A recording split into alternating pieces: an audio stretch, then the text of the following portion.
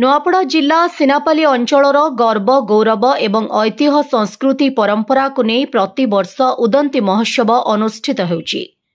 ଏହି ମହୋତ୍ସବ ପାଇଁ ଅଞ୍ଚଳର ଜନସାଧାରଣଙ୍କ ସାମୂହିକ ସ୍ୱାର୍ଥରକ୍ଷା ପାଇଁ ଏକ ବଳିଷ୍ଠ ମଞ୍ଚ ନିର୍ମାଣ ପାଇଁ ଅଞ୍ଚଳର ଲୋକଙ୍କ ଦାବିକୁ ନେଇ ରାଜ୍ୟସଭା ସାଂସଦ ପାଣ୍ଠିରୁ 10 ଲକ୍ଷ ଟଙ୍କା ବ୍ୟୟ ଅଟକଳରେ ମଞ୍ଚ ନିର୍ମାଣ କାର୍ଯ୍ୟ ସିନାପାଲି ଧାନମଣ୍ଡି ନିକଟରେ ନିର୍ମାଣ କରାଯାଇଛି। ହେଲେ ନିର୍ମାଣର 6 ମାସ ନ ପୂର୍ବରୁ ଭାଙ୍ଗି ଦଦରା ଅବସ୍ଥାରେ ପଡ଼ି ରହିଛି, ଯାହାକୁ ନେଇ ଅଞ୍ଚଳର ଜନସାଧାରଣ ମହଲରେ ଅସନ୍ତୋଷ ପ୍ରକାଶ ପାଇବା ସହ ତଦନ୍ତ କରି ସମ୍ପୃକ୍ତ ଠିକାଦାରଙ୍କ ବିରୁଦ୍ଧରେ ଦୃଢ଼ କାର୍ଯ୍ୟାନୁଷ୍ଠାନ ଗ୍ରହଣ କରିବାକୁ ଅଞ୍ଚଳର ଜନସାଧାରଣ ଓ ସିନାପାଲି ସଦର ସମିତି ସଭ୍ୟ ମନୀଷ ପଟେଲ ନୂଆପଡ଼ା ଜିଲ୍ଲାପାଳ ମଧୁସୂଦନ ଦାସଙ୍କୁ ଲିଖିତ ଅଭିଯୋଗ କରିଛନ୍ତି। ଲିଖିତ ଅଭିଯୋଗରୁ ପ୍ରକାଶ ଯେ ଏହି ମଞ୍ଚ ନିର୍ମାଣ କାର୍ଯ୍ୟ ଅତ୍ୟନ୍ତ ନିମ୍ନମାନର କାର୍ଯ୍ୟ ହୋଇଥିବା ବେଳେ ଠିକାଦାର ପୋଷା ନୀତିରେ କାର୍ଯ୍ୟ କରାଯାଇଛି। ସରକାରୀ ନୀତି ନିୟମକୁ ଉପେକ୍ଷା କରି ଆବଶ୍ୟକ ମୁତାବକ ସାମଗ୍ରୀ ଦିଆଯାଇ ନାହିଁ, ଯାହାଫଳରେ କାର୍ଯ୍ୟର ସ୍ଥାୟିତ୍ୱ ନେଇ ପ୍ରଶ୍ନବାଚୀ ସୃଷ୍ଟି ହେଉଥିବା ବେଳେ ଆରମ୍ଭରୁ ବିରାଟ ଫାଟ ସୃଷ୍ଟି ହୋଇ ଭାଙ୍ଗିବାରେ ଲାଗିଛି। ସିନାପାଲି ଅଞ୍ଚଳର ଜନସାଧାରଣଙ୍କ ଆଶା ଓ ଆକାଂକ୍ଷାକୁ ନେଇ ଏହି କାର୍ଯ୍ୟ କରାଯାଇଥିବା ବେଳେ ଏହି ନିମ୍ନମାନର କାର୍ଯ୍ୟକୁ ନେଇ ଅଞ୍ଚଳର ଜନସାଧାରଣରେ ତୀବ୍ର ଅସନ୍ତୋଷ ପ୍ରକାଶ ପାଇଛି। ଏହି ସାମୂହିକ କାର୍ଯ୍ୟରେ ଠିକାଦାର ନିଜ ସ୍ୱାର୍ଥ ପାଇଁ ସବୁକିଛି ସରକାରୀ ନୀତି ନିୟମକୁ ଉଲ୍ଲଂଘନ କରି କାର୍ଯ୍ୟ କରିଥିବା ବେଳେ ଅଞ୍ଚଳର ଜନସାଧାରଣ ଏହାକୁ ନାପସନ୍ଦ କରିଛନ୍ତି। ମହୋତ୍ସବ ମଞ୍ଚରେ ଉପସ୍ଥିତ ରହି ଅଞ୍ଚଳର ବିକାଶ କଥା କହି ଲୋକଙ୍କୁ ଲମ୍ବା ଅଭିଭାଷଣ ଦେଉଥିବା ଅନେକ ଜନପ୍ରତିନିଧି ଓ ପୂର୍ବ ଜନପ୍ରତିନିଧି ଏହି କାର୍ଯ୍ୟର ସତ୍ୟତା ଉପରେ ପରଖି ଦୁର୍ନୀତି କରିଥିବା ଠିକାଦାରଙ୍କ ବିରୁଦ୍ଧରେ କିଭଳି ସ୍ୱର ଉତ୍ତୋଳନ କରୁଛନ୍ତି ଓ ଅଭିଯୋଗ ପରେ ପ୍ରଶାସନ କିଭଳି ପଦକ୍ଷେପ ଗ୍ରହଣ କରୁଛି ତାକୁ ଅଞ୍ଚଳର ଜନସାଧାରଣ ଅପେକ୍ଷା କରିଛନ୍ତି। ଅଞ୍ଚଳର ଜନସାଧାରଣଙ୍କ ଜନଜୀବନର ପର୍ବ ଉଦନ୍ତୀ ମହୋତ୍ସବ ପାଇଁ ସିନାପାଲି ଅଞ୍ଚଳର ଜନସାଧାରଣ ନିଜକୁ ଗର୍ବିତ ଅନୁଭବ କରୁଥିବା ବେଳେ ଏଭଳି ଏକ ମହତ୍ କାର୍ଯ୍ୟକୁ ଦୁର୍ନୀତିଖୋର ମନୋବୃତ୍ତି ରଖି ନିମ୍ନମାନର କାର୍ଯ୍ୟ କରି ଟଙ୍କା ହଡପ କରିବା କେତେ ଦୂର ଯୁକ୍ତିଯୁକ୍ତ ବୋଲି ବୁଦ୍ଧିଜୀବୀ ମହଲରେ ମତ ପ୍ରକାଶ ପାଇଛି। ମୋ ନାଁ ଗଣେଶ ଦାସ, ମୁଁ କାପସି ନିବାସୀ।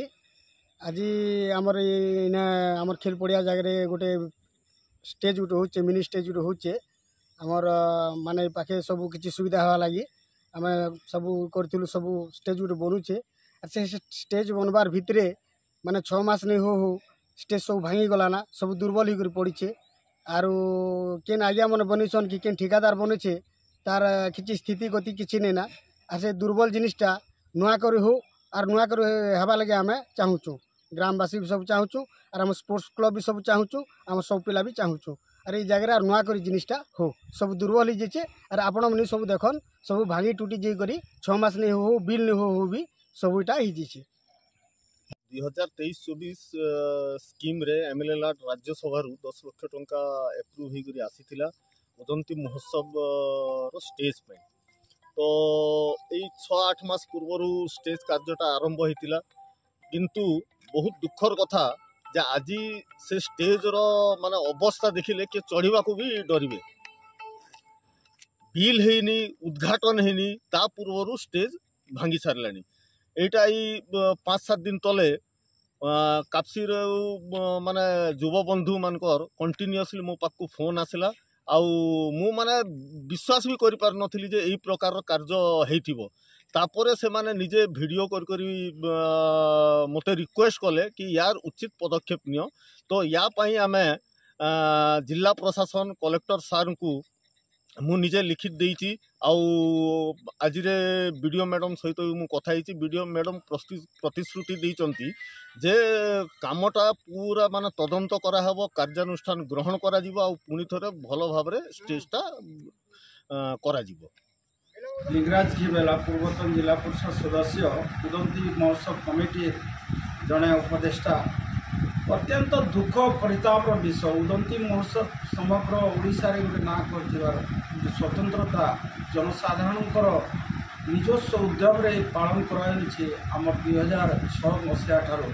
किंतु आमे राज्यसभा सांसद सुजीत कुमार 2023-24 रे गोटे मंच निर्माण 10 लाख टंका राज्यसभा पार्टी 2023-24 अनुमोदन कर किसी लोक सला सूत्रा जाओ से मंचटा यारी आमर कापसी पाखे किंतु एते निम्नमान जे कार्यक्षम नहीं हेबार आगु पूरा निर्माण नहीं सरबार आगु फाट फाट भांगी कर पड़ी ताମାନେ ଏଇଟା ହେଇଛି सरकार 10 लाख टंका जनहितकर लगी 27 पंचायतर भाव बेगर कथा उदंती महोत्सव से मंच देले किंतु क्या व्यक्तिगत स्वार्थ रखवा लगी दिगला एत निम्नमान कम कार्यक्रम नहीं भांगी कर फाटी तुटी गला एणु मु विभाग को नुआपड़ा जिला प्रशासन राज्य सरकार को मोर निवेदन जे आपण माने सत्य सत्यता लगी तार प्रशासनिक तदंत करा जाऊ जे भी से सामिल है स्वार्थ होची ताकू